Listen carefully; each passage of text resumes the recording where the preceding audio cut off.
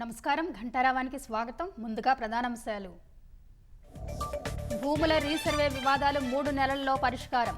గ్రామ సభలు నిర్వహిస్తామన్న సీఎం చంద్రబాబు.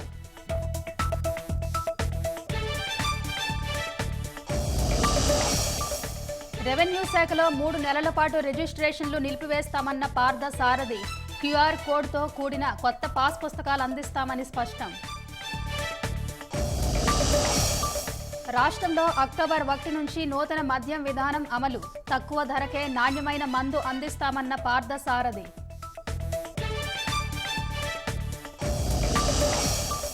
వినేష్ ఫొగాట్కు అన్ని రకాలుగా అండగా నిలిచామన్న కేంద్ర మంత్రి.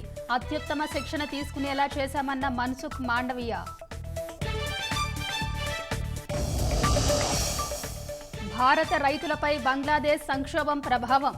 సరిహద్దుల్లో నిలిచిపోయిన 80,000 టన్నుల ఉల్లి.